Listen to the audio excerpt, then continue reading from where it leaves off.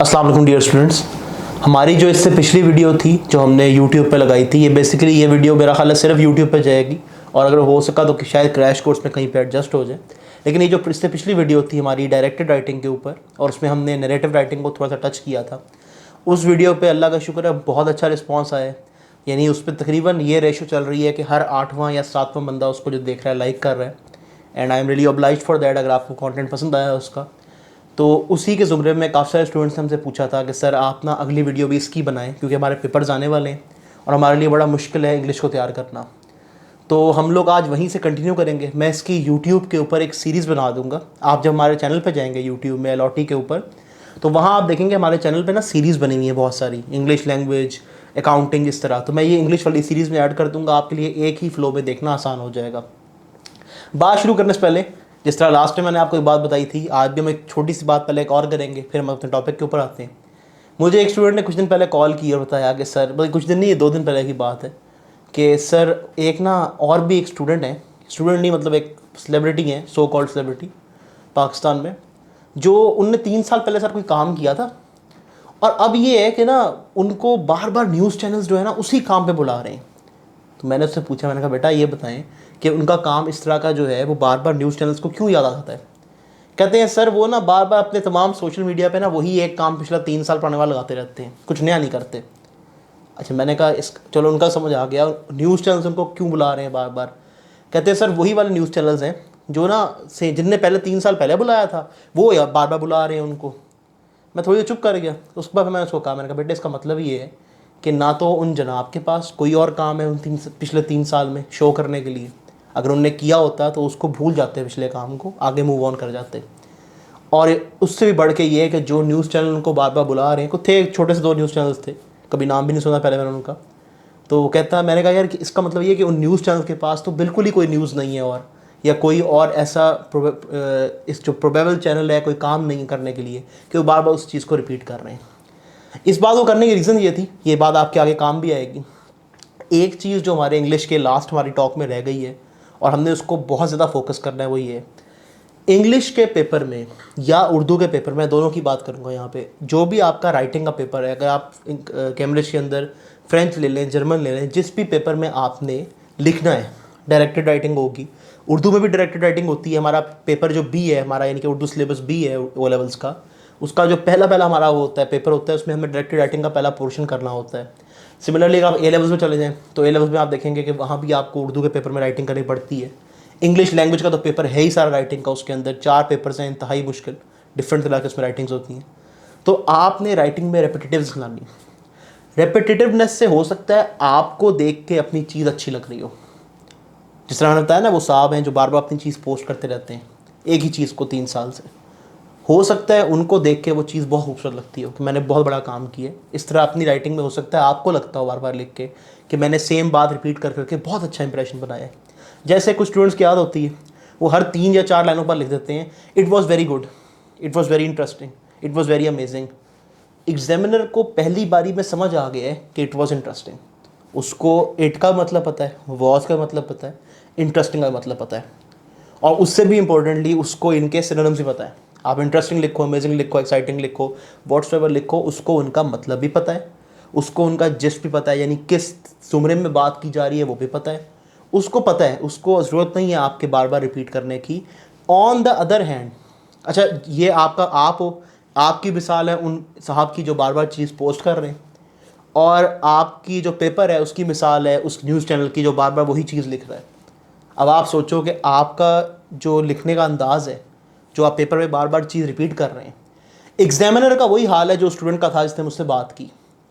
Examiner को आपका वो पेपर रिपीटेशन वाला पढ़ के मज़ा नहीं आता ना, उसको ये होता है कि वाह भाई क्या बात लिखी है, क्या इतना खूबसूरत बात है, शायर बन गया है, बार बार एक चीज़ को रिपीट कर रहा है, क्या अंदाज़ है। इस तरह कुछ नहीं होता। ये एक फॉर्मल, मैंने आपको बताया था, कैम्ब्रिज का हर पेपर जो है, बेशक आपके लैंग्वेजेस का पेपर हो, फॉर्मल है, इंतहाई साइंटिफिक पेपर होता है। साइंटिफिक का मतलब ये है कि उसका एक प्रॉपर मेथोडोलॉजी है करने की। आप जब इस तरह अपना पेपर अटैम्प्ट करते हैं, जो इसमें रिपीटिशन हो रही होती है राइटिंग के अंदर, आप एक्स्ट्रा वर्ड्स जो हैं वो लिख रहे होते हैं सेम चीज़ को रिपीट करने के लिए, इसको हम ये भी कहते हैं फिलर कंटेंट होता है, जिसे कहते हैं फिलर कंटेंट लिखना। अच्छा, ये इस लेवल पे हो या आगे कहीं हो, हर जगह यही होगा। एग्जामिनर हो या कल को कॉलेज का प्रोफेसर हो, वहाँ भी यही होगा। उसकी वही हालत होगी जो एक थर्ड पर्सन स्टूडेंट जो बार बार वो न्यूज़ चैनल खोल के देखता है तो उसको वही बंदा नज़र आ रहा होता है, एक ही काम रिपीट करता हुआ, वही हालत आपके एग्जामिनर की होती है। जितना गुस्सा ऐसे स्टूडेंट को आ रहा था जिसने देखा था टीवी के ऊपर, उतना ही गुस्सा एग्जामिनर को आ रहा होता है। और अगर आप मार्किंग स्कीम्स और एग्जामिनर रिपोर्ट्स, स्पेशली एग्जामिनर, हम लोग एग्जामिनर रिपोर्ट्स को लेते हैं एक थर्ड पार्टी डॉक्यूमेंट की तरह जिसकी कोई अहमियत नहीं है, एक टाइम वेस्ट डॉक्यूमेंट है। हालांकि एग्जामिनर रिपोर्ट इतनी इंपॉर्टेंट डॉक्यूमेंट होती है जिसमें आपको पता लगता है कि एग्जामिनर को किस चीज़ पे गुस्सा है, क्या चीज़ उसने प्रेज़ की है। कई बार इस तरह होता है कि एग्जामिनर कोई बहुत आउट क्लास चीज़ हो उसको मेंशन करता है कि मुझे ये चीज़ एक स्पेसिफिक पेपर बड़ी अच्छी लगी थी, या 2 में 10 में एक चीज़ रिपीट हुई थी, अच्छी लगी थी। तो एग्जामिनर रिपोर्ट में जो आपका एग्जामिनर है उसने बहुत दफ़ा ये बात लिखी है, जो हेड एग्जामिनर होता है, कि रिपीटेटिव कंटेंट जो है वो हमें नहीं चाहिए। उसका रीज़न ये देखो, उसने आपको जो वर्ड लिमिट दिया है ना, वो आपके हर यूनिक वर्ड को मार्क करने वाला है। अगर आप रिपीटेड थॉट लिख रहे हो तो इसका मतलब ये है कि आपकी राइटिंग क्वालिटी उस स्टूडेंट से अच्छी, उस स्टूडेंट के बराबर या उससे अच्छी नहीं हो सकती जो यूनिक कंटेंट लिख रहा है। यही आप अगर कल को प्रोफेशनल फील्ड में जाओगे, कंटेंट राइटिंग एक बड़ा अच्छा फील्ड है, मैं खुद उससे मुंसलिक हूँ काफ़ी अर्से से। अगर आप कंटेंट राइटिंग कर रहे हैं और उसमें आप एक ही चीज़ रिपीट कर रहे हैं, आपकी वेबसाइट खोलते हैं, वेबसाइट के ऊपर कंटेंट आता है, अबाउट अस के पेज में एक ही बात रिपीट हो रही है, the owner of the business man, the owner of the business man, the owner, आपके अबाउट अस के पेज में कोई और बात लिखी नहीं हुई, तो आप क्यों पढ़ोगे उसको? आप उस वेबसाइट को उस वक्त क्लोज करोगे, किसी और वेबसाइट को ढूंढोगे। तो अपने पेपर में भी रिपीटिशन को अवॉइड करें। रिपीटिशन आपके पेपर को किल कर देती है। पेपर 1 जो है आपका, उसमें बेशक डायरेक्टेड राइटिंग कर रहे हो, नैरेटिव राइटिंग कर रहे हो, आप उसमें आर्गूमेंट लिख रहे हो, इवन आप डिस्क्रिप्शन लिख रहे हो। अच्छा, उसमें नैरेटिव राइटिंग में एक थोड़ा सा उसमें आपको एक ऑप्शन मिलता है, और वो एक स्पेशल टेक्निक है लिखने की। उस टेक्निक को हम जब वैसे उसको कहते हैं तो हम लोग उसे कहते हैं 3 रिपीटिशंस, यानी 3 टाइम्स बात को रिपीट करना। वो एक स्पेसिफिक टेक्निक है, और उसमें जैसे इस तरह होता है, जिस तरह अगर हम डायलॉग में बात कर रहे हो, मैं आपको अगर एक काम आप मेरे सामने कर रहे हैं, मुझे नहीं अच्छा लग रहा, तो मैं कहूँगा या रुक जा रुक जा रुक जा। ये वही तरीका जो है जब इसको हम राइटिंग में डालते हैं। तो नैरेटिव राइटिंग में स्पेसिफिकली स्टोरी के अंदर, अगर आप कोई स्टोरी लिख रहे हो, उसमें कोई ऐसा मोमेंट है जहाँ हमें जोश दिखाना है, आपने इंतहाई डेवस्टेशन दिखानी है, आपने इंतहाई उसमें एक्साइटमेंट दिखानी है, वहाँ आप पूरे स्टोरी में एक दफ़ा यूज़ करना, प्लीज़ एक दफ़ा कर सकते हो। और वो भी तब करना अगर वहाँ फिट होता हो। मैंने पहले भी कहा था कि उठा के बात चिपकानी नहीं है आपने। ये जो हर चीज़ को पेपर में डालने वाला काम है, इसमें आपके मार्क्स नहीं आते।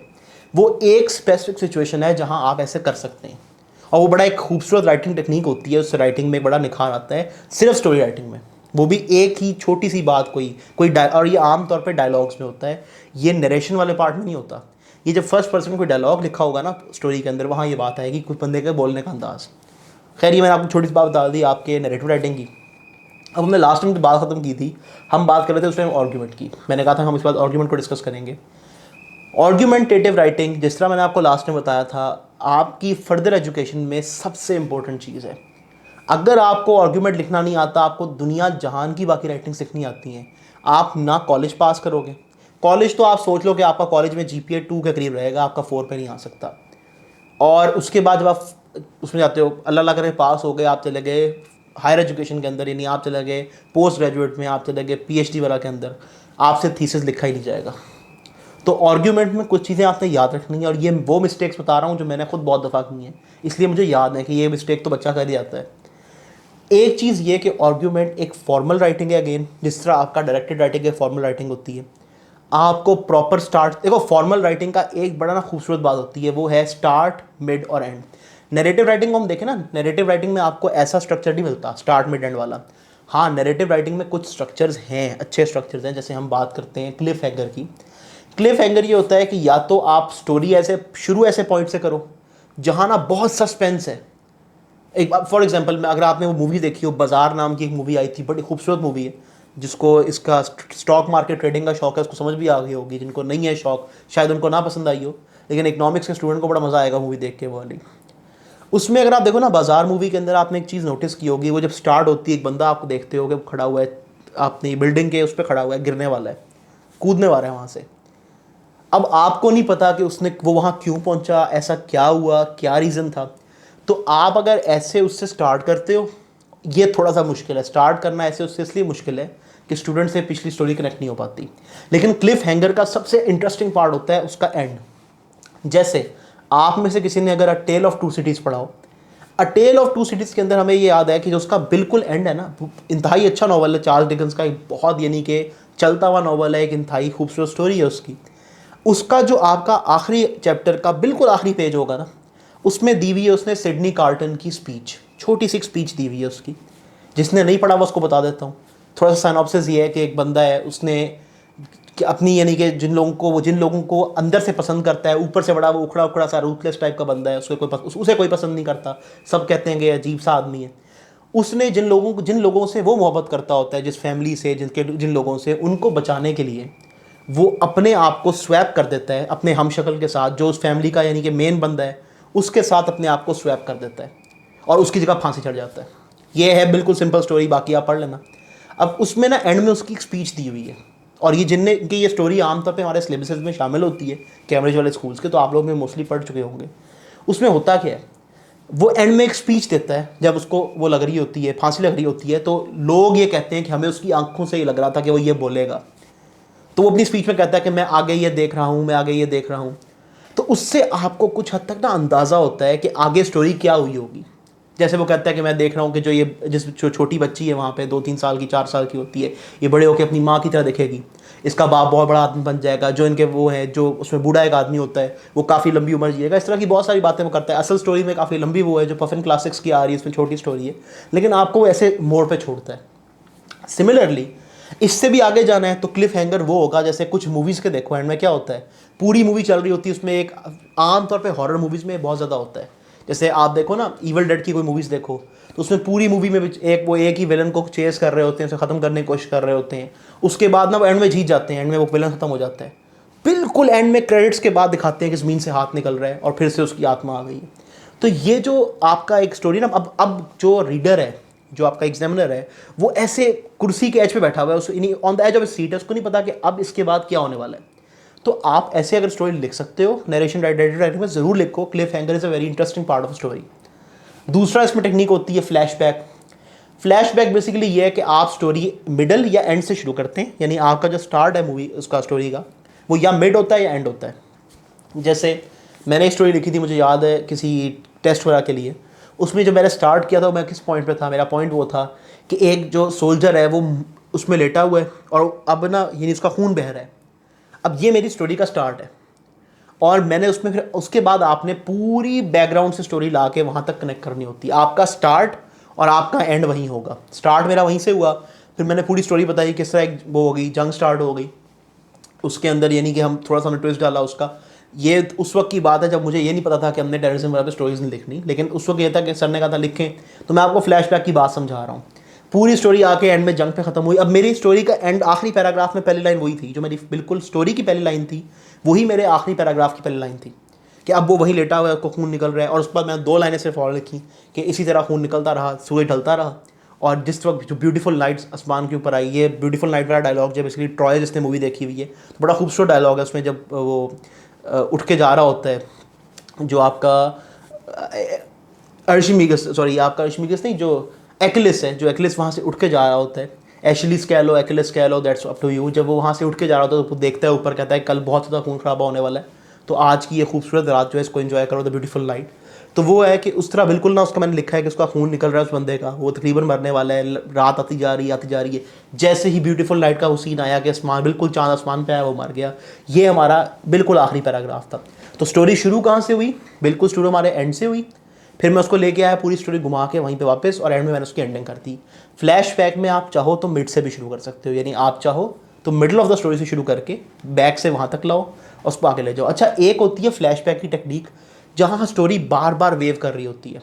एक पैराग्राफ पास्ट में होता है, एक पैराग्राफ प्रेजेंट में होता है, एक पैराग्राफ पास्ट में होता है, प्रेजेंट। ये नहीं लिखनी।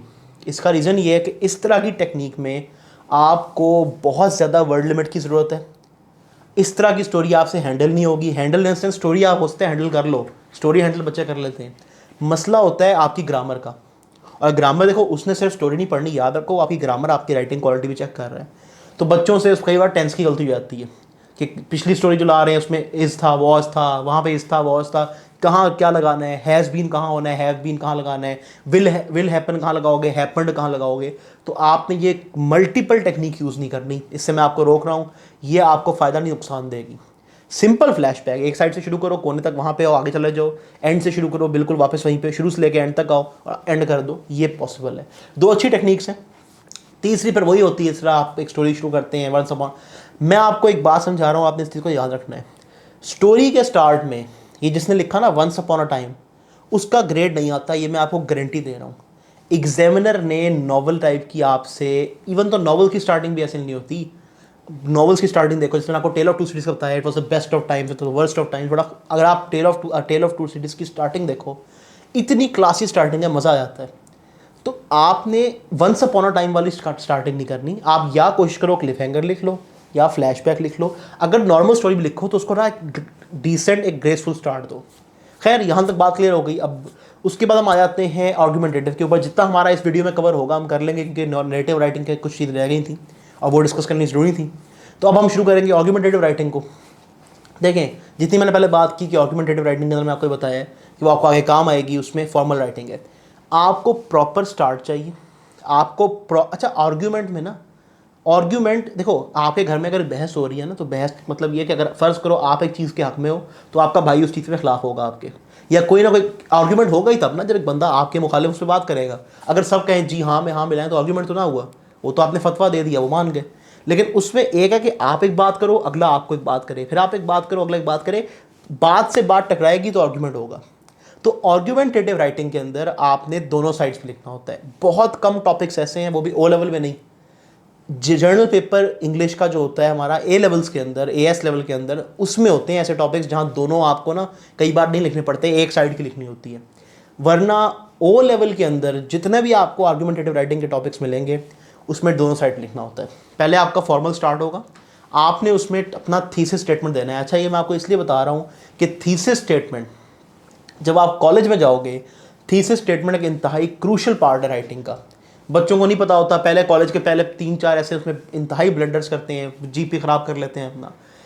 इस तरह ओ लेवल्स में थीसिस स्टेटमेंट होती है जिसमें आप बताते हो कि आपका ऐसे फोकस किस चीज़ पे करेगा। जैसे टॉपिक आ गया अगर आपको कि आपने ये बात करनी है कि जो आर्टिफिशियल मेडिसिन है ये हर्ब से बेहतर है या नहीं है, इसके ऊपर लिख रहे हो, तो आप बताओगे, पहले आप इंट्रोडक्शन दोगे। इंट्रोडक्शन में आप किसी कोटेशन से शुरू करो, अच्छी बात है, लेकिन कोटेशन को इन्वर्टेड कॉमास में तब लिखना जब आपको सही कोटेशन याद हो।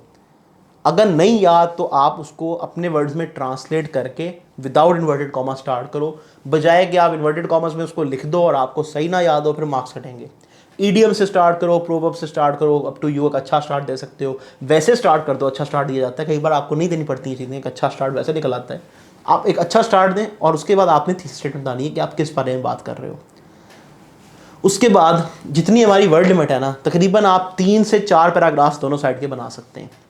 3 पैराग्राफ्स आपने पहले लिखने, ये नहीं करना एक पैराग्राफ उसका अगेंस्ट एक फॉर, एक अगेंस्ट एक फॉर, इस तरह नहीं। 3 पैराग्राफ पहले आप या फॉर में लिख दो या अगेंस्ट में लिख दो। उसके बाद अपना कनेक्टिव यूज़ करो, जैसे ऑन, मैंने आपको पहले पिछली वीडियो में बताया था, on the other hand, how ever, the other perspective is, यानी इस तरह के बहुत सारे, on the other side of this argument. तो आप उसको यूज़ करें, लेकिन उस पर फिर आप 3 जितने पैराग्राफ हमने उस साइड लिखे हैं तकरीबन उतने पैराग्राफ ही आप उसकी ऑपोजिट साइड पे लिखें। आर्ग्यूमेंट बराबर होना चाहिए, ये ना हो कि एक साइड पे 10 पैराग्राफ लिख दो, एक साइड पे लिख दो, इस तरह नहीं। 3 वहाँ 3 वहाँ इज़ अ गुड अमाउंट। उसके बाद आपने एंड में कंक्लूजन देना है। कंक्लूजन आप चाहो तो किसी एक चीज़ के हक में दे दो, यानी फॉर या अगेंस्ट दे दो, या आप डिप्लोमेटिक दे दो, इट्स फाइन।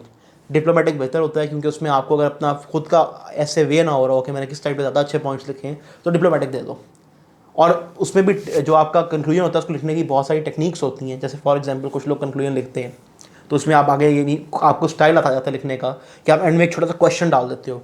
कंक्लूजन के एंड में अगर आप एक प्रॉपर क्वेश्चन डाल पाओ तो बड़ा अच्छा इंपैक्ट क्रिएट करता है। हम इस पर खैर आगे बात करेंगे अगली वीडियो वगैरह के अंदर, जब हम लोग क्वेश्चन स्टेटमेंट्स की और इंक्विजिशंस के ऊपर बात कर रहे होंगे। अभी हमारा फोकस इस चीज़ के ऊपर है कि आपने 3 पैराग्राफ में करना क्या है, जो इधर लिखे और 3 उधर लिखे। ये पैराग्राफ के अंदर पॉइंट्स को कंबाइन नहीं करना। बच्चे ये करते हैं कि उठा के जितने पॉइंट जेन में आ रहे होते हैं ना वो लिखने की कोशिश करते हैं। एग्जामिनर ने आपकी राइटिंग क्वालिटी भी चेक करनी है। जो अपने स्ट्रॉन्गेस्ट 3 पॉइंट्स हैं या 4 पॉइंट्स हैं उनको लिखें, यानी हर पैराग्राफ में किसी एक पॉइंट को फोकस करें। वो आप पैराग्राफ की कोशिश करें स्टार्टिंग वाली लाइन में पॉइंट बताएं अपना कि मैं इस बारे में लिखूंगा ना, ये नहीं तो बताना कि इसके बारे में लिखूंगा, मतलब आपने क्लियर कर देना है अपनी राइटिंग स्टाइल से कि आप इस बारे में लिखने वाले हो। फिर आप उस पैराग्राफ में उसी पॉइंट को एग्जाम्पल्स दे के, रिलेटेड इन्फॉर्मेशन देके उसको एक्सप्लेन करें। अच्छा, उसमें अब टेक्निक क्या है? बच्चे कहते हैं सर बहुत हमारे पास कम मिलेगा, बहुत कम चांस होगा लिखने का।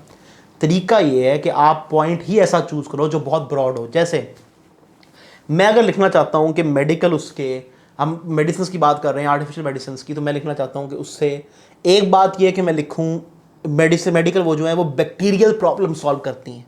आर्टिफिशियल मेडिसिन या एलोपैथी जो है वो आपकी बैक्टीरियल जो इश्यूज़ हैं, बैक्टीरियल आपकी जो वो है क्या होती हैं अपनी इलनेस है, उनको ट्रीट करती है। ये बड़ा नैरो पॉइंट है, इस पर मैं आगे एक्सप्लेन नहीं कर पाऊंगा। ठीक है, मैं ट्यूबरक्लोसिस का बता दूंगा, मैं उसका एक दो और बता दूं, लेकिन मैं उतना एक्सप्लेन नहीं कर सकता। इससे ज़्यादा ब्रॉड पॉइंट ये है मेरे पहले पैराग्राफ के लिए कि मैं लिखूँ जो आर्टिफिशियल मेडिसिन है या आपकी जो एलोपैथिक मेडिसिन हैं, they are much more efficient in treating microbial illnesses. अब ये बड़ा सिंपल सी बात है, हर जो आपको बीमारी होती है बैक्टीरिया नहीं करता। अब जैसे कोरोना वायरस चल रहा है आजकल, जब कभी भी आप ये वीडियो देखेंगे, अब तो ये आज बन रही है अगस्त 2020 के अंदर, सितंबर 2020 में, लेकिन जब कभी भी आप ये देखेंगे तो 2020 आपको याद होगा उस पॉइंट पे कि उसमें कोरोना वायरस का बड़ा सिचुएशन थी। तो कोरोना वायरस बैक्टीरिया नहीं कर रहा। अब अगर मैंने अपना टॉपिक सेंटेंस दे दिया बैक्टीरिया के बारे में, तो मैं उसमें कोरोना वायरस की एग्जांपल कोट नहीं करूंगा, क्योंकि वो उससे डिफरेंट एग्जांपल है। अगर मैंने एक ब्रॉड पॉइंट यूज़ किया माइक्रोबियल इन्फेक्शंस, अब मैं उसमें वायरस भी डाल सकता हूँ, फंगस भी डाल सकता हूँ, बैक्टीरिया भी डाल सकता हूँ। तो आपने अपने पॉइंट्स को ऐसे चूज करना है कि आप पैराग्राफ में बात भी अच्छी कर पाओ, लेकिन आपके पॉइंट्स वो ना हो कि आपका एग्जामिनर को लगे कि बातें मिक्स हो रही हैं बहुत ज़्यादा। कनेक्टिव्स यूज़ करना बहुत ज़रूरी है। कनेक्टिव्स यूज़ करना कितना ज़रूरी है? कनेक्टिव्स होते क्या हैं? Further more, more over, on the other hand, alternatively, consequently, subsequently, उसके अलावा सिमिलरली, एडिशनली, ऑल्सो, देन के बाद कॉमा, ये बड़ा स्टाइल से यूज़ होता है। खैर इसको आप इतना ट्राई ना करिएगा। हाउएवर, उसके अलावा आपका ये लीजिए जो पूरी आपकी लिस्ट है, ये आपके जो कनेक्टिव्स हैं ये इंतहाई ज़रूरी हैं, एक्सट्रीमली क्रूशल हैं। क्यों? क्योंकि इससे बात में रब्त क्रिएट होता है। देखिए, एक चीज़ मैं आपसे बात कर रहा हूँ कि मेरा नाम हुनैन है, मैं एक लड़का हूँ, मैंने काले कपड़े पहने हुए हैं, मैं चल रहा हूँ, मैं जाने वाला हूँ। आप अब तक बोर हो चुके हैं, मुझे पता है इस चीज़ का। सिमिलरली जब एग्जामिनर आपकी वो चीज़ पढ़ रहा है तो वो भी एक पॉइंट पे बोर हो जाएगा अगर बात में रब्त नहीं है। कनेक्टिव्स जो होते हैं वो बात को आपस में जोड़ते हैं। जैसे मैं एक बात करता हूँ कि medicinal herbs have been used in the past to treat different kind of illnesses.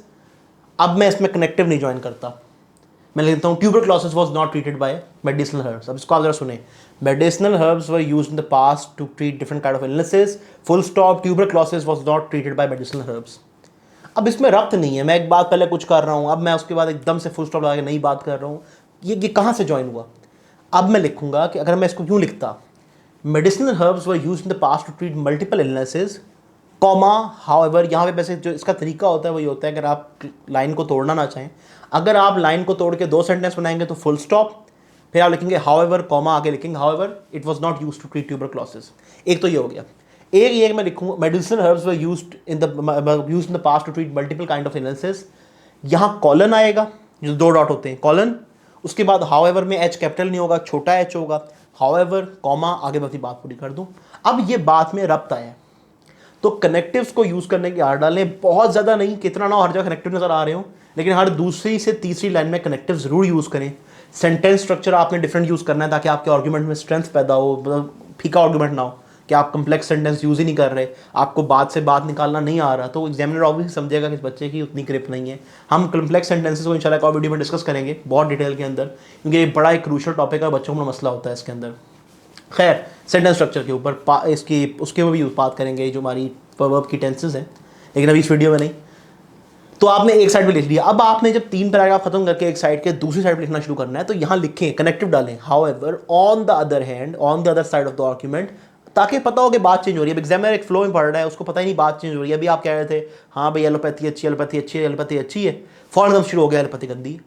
उसको पता हो कि यहाँ से अब ये अपना पर्सपेक्टिव चेंज करने वाला है, ये डिफरेंट साइड पर लिखेगा, वो है इंपॉर्टेंट बात। देखो आपने वो कर लिया, उसके बाद आपने 3 डिफरेंट उसमें भी वही करना है, टॉपिक सेंटेंस, उसी को एक्सप्लेन करना है, एग्जांपल्स देनी है, रिलेटेड बातें लिखनी है, लेकिन आपने पॉइंट मिक्स नहीं करने, और इनफॉर्मल लिखना आपने, उसके अंदर वही बात है जो डायरेक्ट, जो चीज़ें मैंने आपको डायरेक्ट राइटिंग बताई थी, सिवाय ईडीएम यूज़ करने के कहीं 1-2 दफ़ा, एक या मैक्सिमम 1 दफ़ा, लेकिन उसके अलावा आपने वही चीज़ें, यानी कि आपने शांट कांट मांट नहीं यूज़ करना, ये जो आपके उस वाले होते हैं अपना एपोस्ट्रोफी वाले वर्ड्स होते हैं नहीं यूज़ करने, यानी इसको कहते हैं कंट्रैक्शंस नहीं यूज़ करनी है, इंतहाई इनफॉर्मल है। यानी ये जिसको हम कहते हैं ना हमारे उर्दू में बाजारी ज़ुबान होती है, ये इंग्लिश की बाजारी ज़ुबान में आते हैं, ये फॉर्मल। अच्छा इसको याद रखें, जो आप में से यूएस की इंग्लिश को फॉलो कर रहे हैं, यूएस का पेपर होता है तो वहाँ आप इस तरह लिख सकते हैं, क्योंकि वहाँ पे ये उनकी ज़ुबान का हिस्सा है। ये कंट्रैक्शंस तकरीबन बनाई भी उन्होंने थी शुरू में अपनी ज़ुबान को उनसे डिफरेंट करने के लिए। यूके फॉर्मल लैंग्वेज वाली बात है, यूएस आपकी थोड़ी सी आपकी यानी कि आप समझ लो ज़ुबान से डेविएशन पे चली जाती है। तो यूके की इंग्लिश में फॉर्मल इंग्लिश है, ये चीज़ें नहीं यूज़ होती। अच्छा स्पेलिंग का ध्यान करिएगा, आप में से बहुत से बच्चे ना माइक्रोसॉफ्ट यूज़ कर रहे हैं इस टाइम पे, माइक्रोसॉफ्ट वर्ड वाला यूज़ कर रहे होंगे। तो आप लोग जब वहाँ टाइप करते हैं वहाँ आप लिखते होंगे जैसे for example labour, LABOR labour. तो लेबर के ये जो स्पेलिंग है ये यूएस साइड के स्पेलिंग्स है। LABOUR बिहेवियर का यूएस में है BEHAVIOR, और यूके में है BEHAVIOUR। तो आपने यूके की साइड की स्पेलिंग लिखने हैं, पेपर वहाँ चेक होना है आपका, और ये उस पर आपस में इनका उतना ही लड़ाई है जितना लिसानियत के ऊपर कहीं भी और है। तो उनके सीधी सी बात यह है कि लिसानियत के ऊपर वो एक दूसरे को इस बात में पसंद नहीं करते। अगर आप यूके की इंग्लिश में, यूके के पेपर में, यानी जो हमारे कैम्ब्रिज के पेपर्स हैं, यूएस की इंग्लिश लिखाएंगे, वो आपको उसमें मार्क्स अच्छे नहीं देंगे, और इसमें आपको स्पेलिंग के मिस्टेक काउंट करेंगे। स्पेलिंग मिस्टेक में मार्क्स कटते हैं, ये चीज़ याद रखें। टीचर ने जो भी कहा उसको भूल जाएं, स्पेलिंग मिस्टेक में मार्क्स कटते हैं। मार्किंग स्कीम चेक कर लें या आप अपना एग्जाम रिपोर्ट चेक कर लें, कटते होते हैं। नहीं यकीन आता अपने टीचर की बात मान के देख लें, जब रिजल्ट आए अल्लाह ना करे ख़राब आ जाए तो अपना रीचेक के मंगवाइएगा, वहाँ देख लीजिएगा स्पेलिंग में आपके 10-12 मार्क्स जरूर कटे होंगे। तो आपके स्पेलिंग के मिस्टेक्स नहीं करनी। बाकी मैंने आपको बताया कंक्लूजन देना है, कंक्लूजन और इंट्रोडक्शन और कंक्लूजन को थोड़ा शॉर्ट रखें। बाकी पैराग्राफ अगर फ़र्ज़ करें 150 वर्ड्स का एक बात है, इतने तो वर्ड आपके लिए लिमिट ही नहीं होती आपके उसमें लेवल पे। मकसद ये है कि अगर आपका बाकी में पैराग्राफ जो है 30 से 50 40 60 वर्ड का है, तो आप भी इंट्रोडक्शन 30 से 35 40 वर्ड्स तक ख़त्म कर दें ताकि आपके पास कॉन्टेंट के लिए जगह बचे। बाकी मुझे उम्मीद है कि आपको बहुत सारी बातें नैरेटिव के बारे में भी और आर्ग्यूमेंट के बारे में काफ़ी हद तक क्लियर हुई होंगी इस वीडियो से। अगली वीडियो में बात कंटिन्यू करेंगे इंशाल्लाह। पसंद आए तो इसको लाइक करें, शेयर करें, सब्सक्राइब करें हमारे चैनल को। अच्छा लास्ट टाइम सब्सक्राइबर्स बहुत ज़्यादा आए हैं पिछली वीडियो के ऊपर, तो इस बार भी सब्सक्राइब करें, आगे दोस्तों में शेयर करें, और स्पेशली जो मुख्तलिफ जो प्लेटफॉर्म्स हैं ना जहाँ बच्चे होते हैं मौजूद, वहाँ पे शेयर करें ताकि उनको पता लगे कि एक बंदा सही भी पढ़ा रहा है, उससे पढ़ लेते हैं ताकि हमारा फ़ायदा हो जाए। बाकी बेस्ट ऑफ लक, और इंशाल्लाह आपके अच्छे पेपर गएंगे। बहुत शुक्रिया।